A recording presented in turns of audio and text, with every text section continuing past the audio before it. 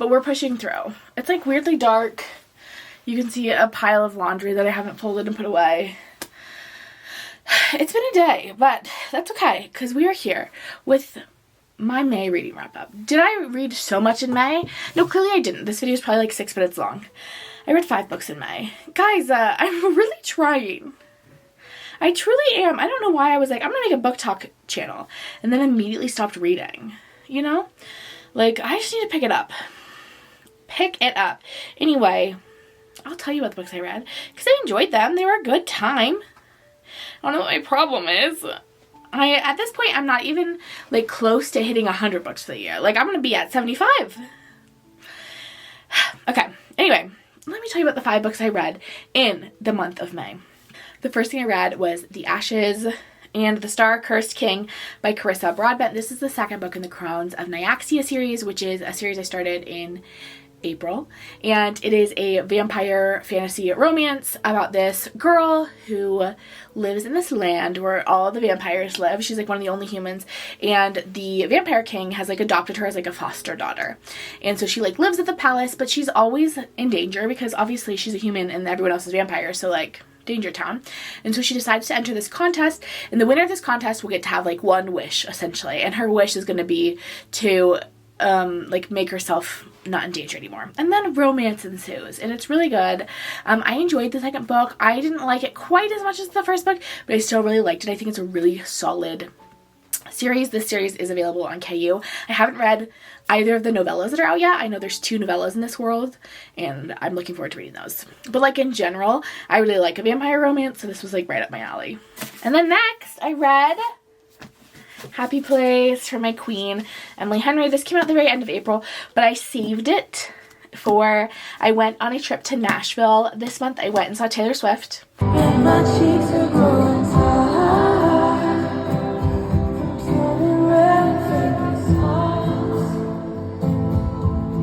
I went to night 3 of Nashville, and if you follow Taylor Swift closely, you know that night 3 of Nashville was a special night in that we had a 4-hour rain delay. Our openers got canceled, and our concert didn't finish until 2 o'clock in the morning. It was really fun. We had a great time. I am still heartbroken, like shattered that I didn't get to see Phoebe Bridgers. It was for my sister's birthday, so we were in Nashville for like a long weekend, and we saw Taylor Swift, and then we went to Dollywood as well, which was like so much fun. But this was my Nashville book for me to read while I was there, and I loved it. Obviously, Emily Henry is amazing and spectacular. So this is her latest book. If you don't know the premise, it is about this friend group, really. We've got Cleo, Kimmy, and some other people. I can't remember all their names. But we have, most importantly, we have Wynn and Harriet. Wynn and Harriet, these guys went to college together. They've been longtime friends, and every summer they spend a week at this beach house in Maine. And this summer, though, things are a little different because Wynn and Harriet have recently broken up. They were engaged, they've called off their engagement, they've broken up, but they haven't told the rest of their friends yet. So for this last trip to Maine, they essentially have to pretend that they are still dating because they don't want to ruin it. There's some other reasons why they decide to pretend to date, but like it's kind of a fake dating situation, but it's also kind of a second chance romance.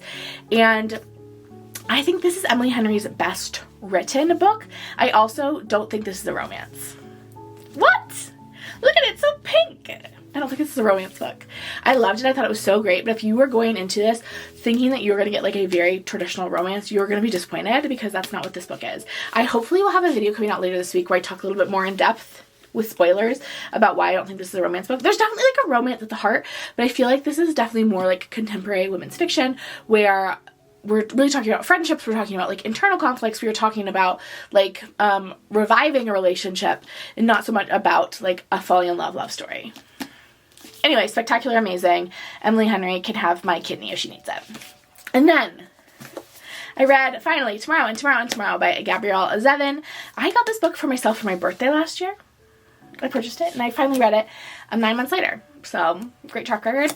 This book is, I didn't know a lot going into it. People were like, it's best if you don't know much going into it. I think they say that because it's hard to explain. It's definitely a book that, it's not like twisty. It is like a contemporary coming of age story. I would say it follows these 2 friends and kind of a third friend tangentially, but it starts out with these 2 friends who meet each other when they are like teens, I think, young teens, like maybe 11, 12, and it follows them all the way into their 30s as they like go to college and then get like their first career stuff after college, and it follows them kind of through video games largely. That is like their interest. That's the field that they like develop their friendship over, and then how they continue to kind of like reconnect throughout their journeys. It is really beautiful. It reminded me a lot of A Little Life. It reminded me of A Little Life structurally and in the way that we follow these friends over the course of years, and that friendship is at the heart of the story, just like in A Little Life. It does have some bad stuff happen in it. Like, it does have some, like, I mean, maybe check content warnings, but it is not, like, it is not trauma porn like A Little Life was. Like, definitely not. Coming out of its clothes. But, yes. I read this. I thought it was really good. It's really beautifully written, really compellingly written. And honestly, if you wanted to read A Little Life, but like we're not sure about the content, this might be a good thing, a good avenue. Because I really think it really, I think this embodies a lot of my favorite parts of A Little Life, in the structure, in the characterization, in the friendship, without quite as much trauma. Which, like, honestly isn't hard to do. But really good. A good time. Oh, and then next, we had one of my favorite books I've read so far this year. This is a collection of short stories. I've been reading this all year. I'm kind of sad it's over. I've been, like, saving up the short stories because I loved them so much. I read Out There by Kate Folk. This is a short story collection. Like I said, it's kind of speculative sci-fi horror. I don't really know how to classify it. I don't think it's typically classified as horror, but some of these are, like, pretty horrific. They're all bonkers, bananas, weird. They're like weird stories, but they're so good. I loved it so much. There's one story in which this disease has like swept the country, in which some people's bones melt, like their bodies melt at night, and so they have to go to this like rehab center where they're put in these like special pods when they melt at night so they can like reconfigure back into normal people. And it follows like essentially these like interpersonal dramas of these people whose bones melt at night. There was another one that took place at this like restaurant, like at the top of like a really tall building, and they watched the city be like essentially like riots spread throughout the city, and like the whole city is like taken over like zombie apocalypse style, while they're kind of watching it all unfold from this tall restaurant at the top of the city. There's another one in which I think this is actually the first one in the book, in which there are these like essentially like very, very human like AI people that will go on dating apps and like pretend like they're the perfect guy and lure women into these relationships, and until they can get them to go on a trip with them, and during that trip they'll steal all their information and essentially steal their identity, and it's just like a ploy to steal your identity, and then they dissolve. It's like bananas weird, but it was so good. I'm so sad it's over. I wish there were more. I'm so excited to see what else Kate Folk does, because it was delightful. And the final thing I read was Mile High. Yes, Mile High by Liz Tomforde. I've been seeing this book everywhere, especially the second book. So the first book, I think, is people's least favorite in the series, but the second book follows the best friend. I think people are more into that book. Anyway, the one I read, Miles High, it is a hockey romance about this hockey player who is like notoriously like a womanizer, like the bad boy of the hockey team. And he starts to fall for one of the flight attendants that works on like the private jet that takes them to all their games. And she's not allowed to date him because she's working for the team. And so there's like a forbidden element to their romance, but also they like are very much like opposites in a lot of ways. It was really fun. It was really cute romance book, like a perfect like KU, easy breezy, digestible romance.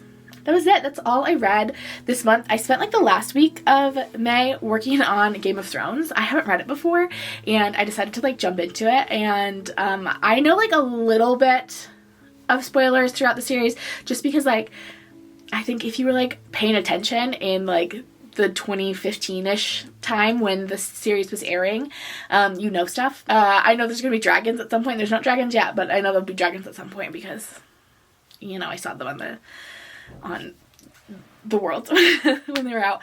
I'm like almost done with that. I should be finished with that in the next couple of days, and I don't know if I'm gonna start the next one right away. We'll have to see kind of cliffhanger wise where we're at. I also know the series isn't complete yet, so I'm really glad I'm starting an incomplete series, but it has been really like fun. It is like a very like fast-paced book, even though it is like 1 gajillion pages long. Anyway, I'm sure I'll talk about that next month. I'm also hoping to read some horror because as I was like looking through what I've read so far this year, I realized I have not read any horror. And as somebody who has a horror novel coming out later this year, that does seem like a little bit of an oversight. So hopefully I'll be reading some horror. Hopefully I'll be reading some good romance. I'll be reading Game of Thrones. Almost done with that. Maybe even some nonfiction. I've been in a non-fiction-y mood of late. I have a nonfiction book started. So you'll have to tune in to June Favorites to see what I thought of that. Anyway, I will talk to you later. Have a good one. Bye.